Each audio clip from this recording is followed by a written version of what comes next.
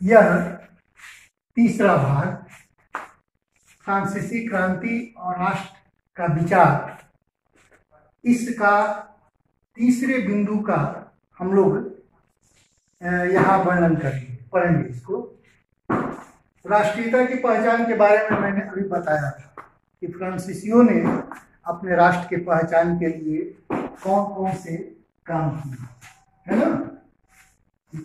बहुत सारे काम किया इन लोगों ने। मापतौल की एक व्यवस्था कर दी, वस्त्रों के नापने का एक प्रकार का एक व्यवस्था लागू किया, और आयात निर्यात शुल्क को इन लोगों ने समाप्त कर दिया। ऐसे बहुत सारे कामों को इन लोगों ने किया। इसके बाद फ्रांस के जो क्रांतिकारी थे, केवल फ्रांस में ये क्रांति करके और वहां बदलाव करके इतना ही करके वे संतुष्ट होने वाले नहीं थे।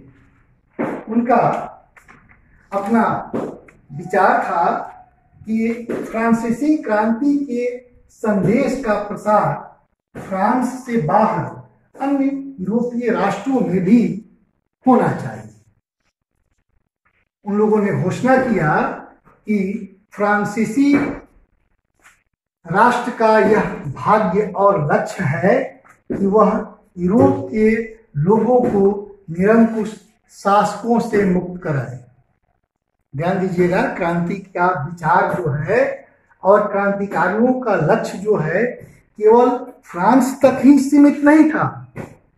ये लक्ष्य और उनका विचार पूरे यूरोप के लिए था, और पूरे यूरोप में वह निरंकुश शासन को उखाड़ फेंकने के लिए प्रयासरत थे। और वो चाहते थे कि पूरा का पूरा यूरोप इन निरंकुश शासकों से मुक्त हो जाए। ये क्रांतिकारियों का अपना ही था। यूरोप पर प्रभाव। दूसरा बिंदु है कि इस क्रांति का यूरोप पर क्या प्रभाव पड़ा। अभी मैंने बताया था आप लोगों को कि क्रांतियां संक्रमणशील होती हैं। फ्रांस में क्रांति हुई, इसका प्रभाव पूरे यूरोप पर पड़ा। फ्रांस की क्रांति का जो प्रभाव था वो केवल फ्रांस तक ही सीमित नहीं रहा, ये पूरे यूरोप पर पड़ा। ऑस्ट्रिया का चांसलर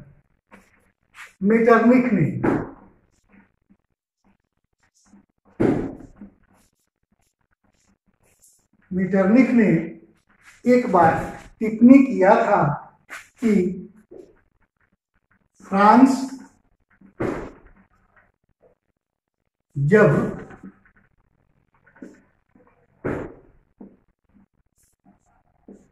छींकता है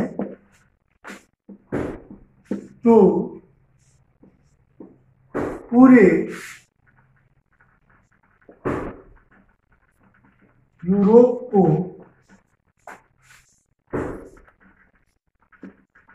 सर्दी और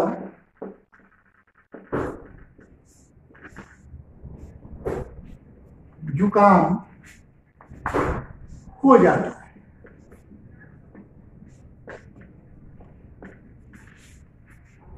मेटरनिख की टिप्पणी बिल्कुल सही थी।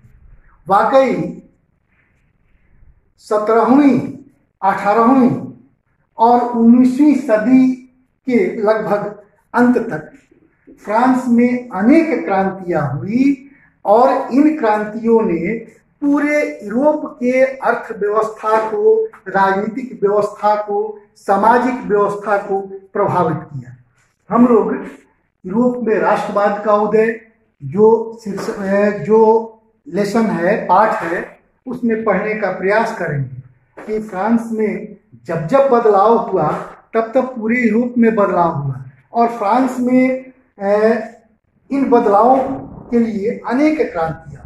अब जैसे एक क्रांति का तो मैंने फ्रांसीसी क्रांति का चर्चा किया है, उसके बाद फिर 1830 में क्रांति होती है, उसके बाद फिर 1848 में क्रांति होती है। ऐसा नहीं कि ये क्रांति के बाद पूरा फ्रांस बदल गया और पूरे यूरोप में राजतंत्र का सफाया हो गया। ऐसा नहीं हुआ, ये कई चरणों में हुआ। अब जैसे फ्रांसीसी क्रांति के बाद संवैधानिक राजतंत्र लोकतंत्र की स्थापना हुई, उसके बाद लोकतंत्र की स्थापना हुई, मैकमिलन रोबोस्पियर का शासन आया। मैकमिलन रोबोस्पियर के शासनकाल के बाद डायरेक्टरी को नेपोलियन बोनापार्ट ने डायरेक्टरी के शासन को समाप्त कर दिया। और फिर 1799 से लेकर के और समझिए कि 1815 तक, लगभग इतने वर्षों तक 1815 तक नेपोलियन बोनापार्ट का शासन रहा पूरे फ्रांस पर। 1804 में तो उसने अपने को फ्रांस का सम्राट घोषित कर दिया। और फिर फ्रांस में एक राजतंत्र की व्यवस्था हुई, लोकतंत्र फिर वहां समाप्त हुआ। फिर उसके बाद 1815 में उसकी पराजय होती है। पराजय के बाद फिर वहां संघर्ष चलता है और फिर राजतंत्र की स्थापना होती है। फिर 1830 में फिर क्रांति होती है और फिर 1848 में क्रांति होती है। और इन क्रांतियों के बाद धीरे धीरे फ्रांस ही नहीं पूरे यूरोप में लोकतंत्र की स्थापना होती है।